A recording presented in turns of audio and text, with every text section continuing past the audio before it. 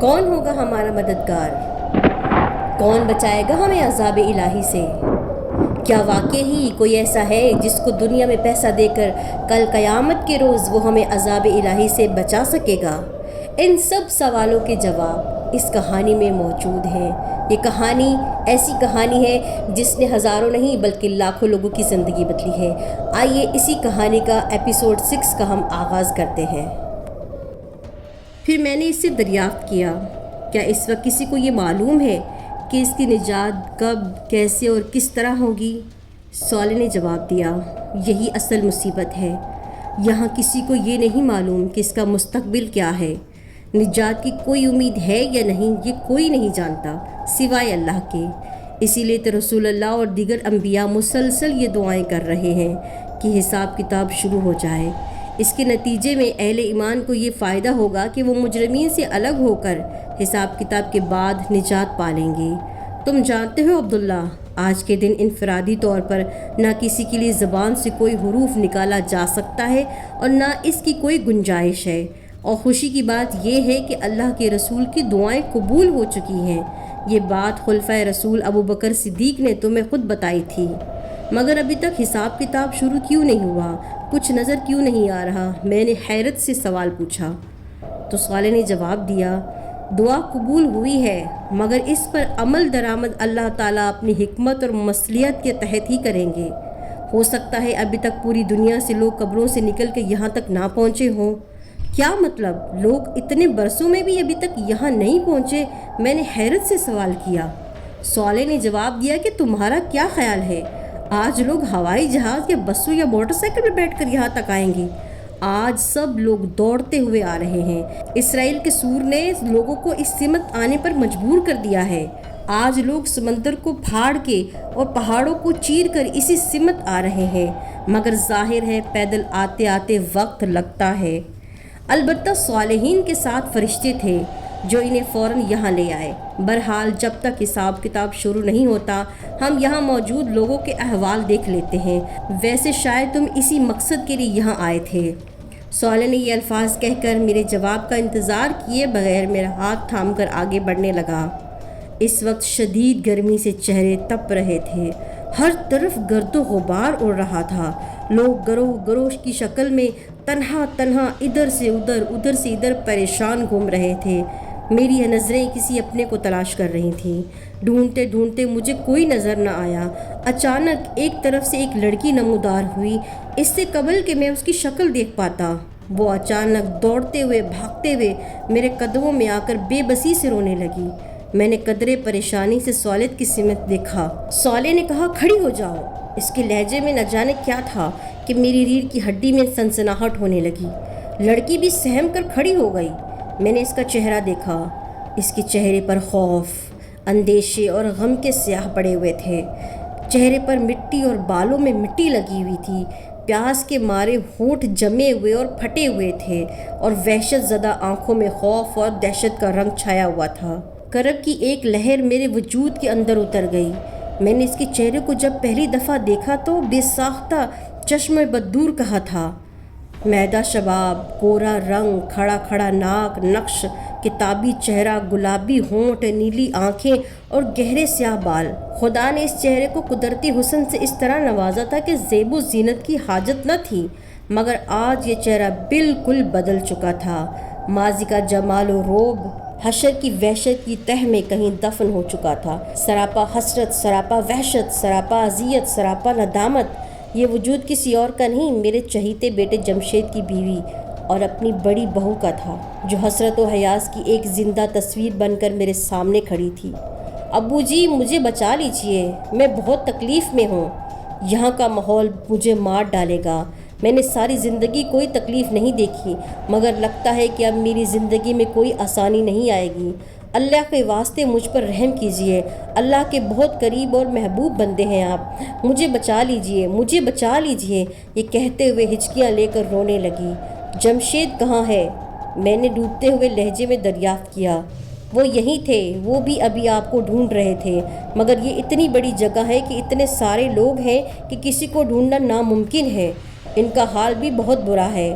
وہ مجھ سے بہت زیادہ ناراض تھے۔ انہوں نے ملتے ہی مجھے تھپڑ مار کر کہا تھا کہ تمہاری وجہ سے میں برباد ہو گیا۔ ابو بہت بری ہوں، میں خود بھی تباہ ہو گئی ہوں اور اپنے خاندان کو بھی تباہ کر دیا ہے۔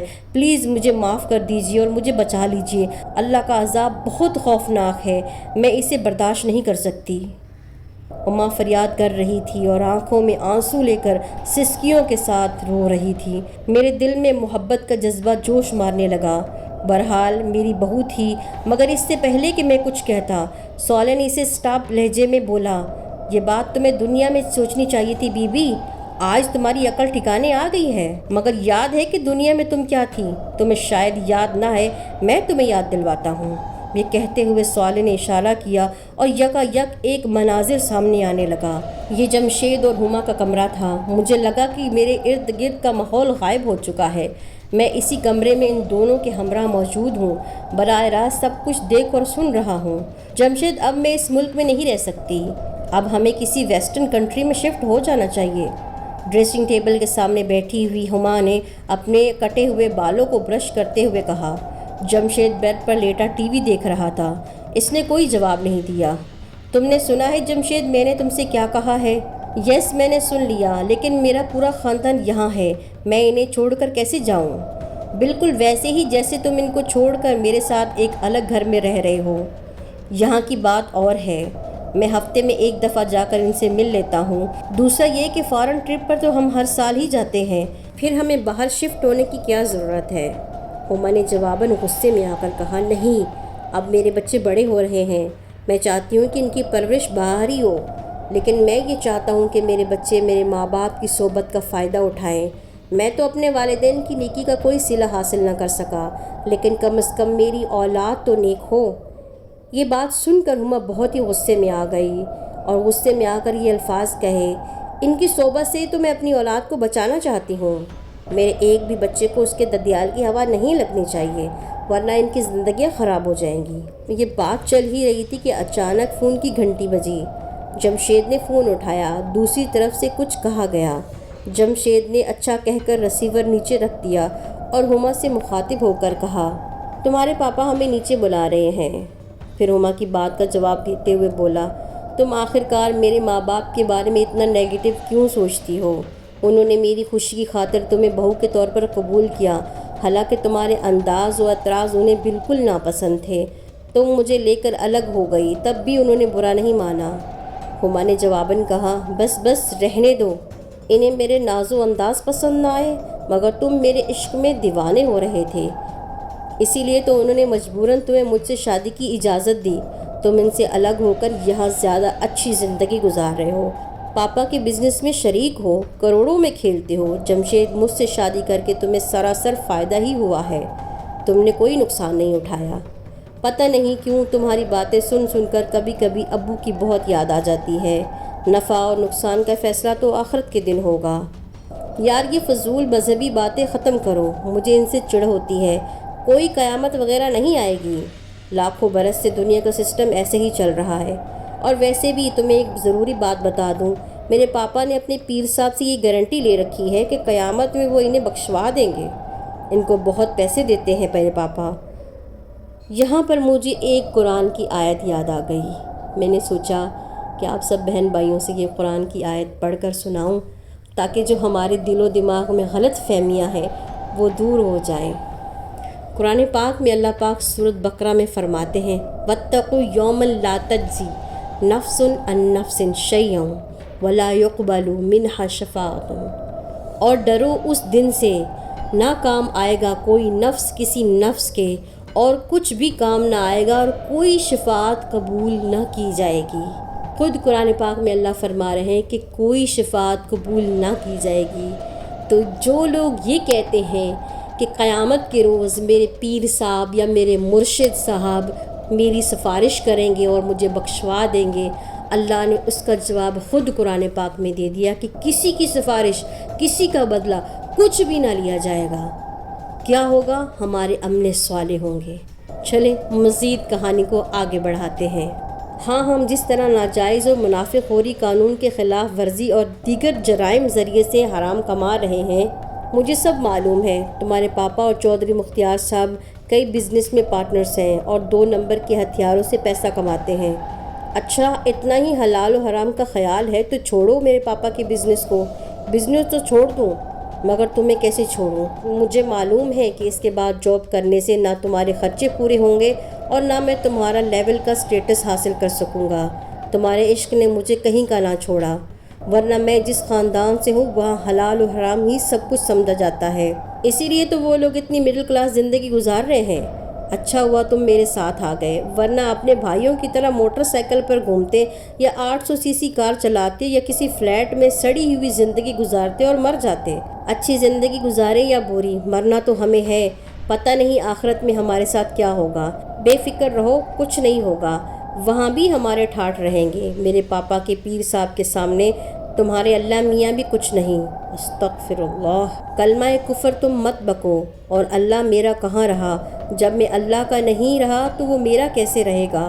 یہ جملہ کہتے ہوئے جمشید کی آنکھوں میں آنسو بھر آئے، مگر ہما نے اس کے بہتے ہوئے آنسوؤں کو نہ دیکھا اور اس کا سارا دھیان آئینے کی طرف تھا۔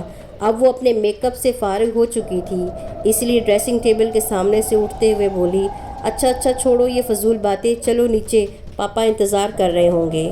صالح نے دوبارہ اشارہ کیا اور منظر ختم ہو گیا، لیکن ساتھ ہی ہما کی ہر امید کو بھی ختم کر گیا۔ صالح نے اسی شفاق اور قاتل لہجے میں سختی کے ساتھ کہا، تم نے دیکھا تمہاری زبان سے کیا نکلا؟ ایک ایک لفظ ریکارڈ کر لیا گیا ہے۔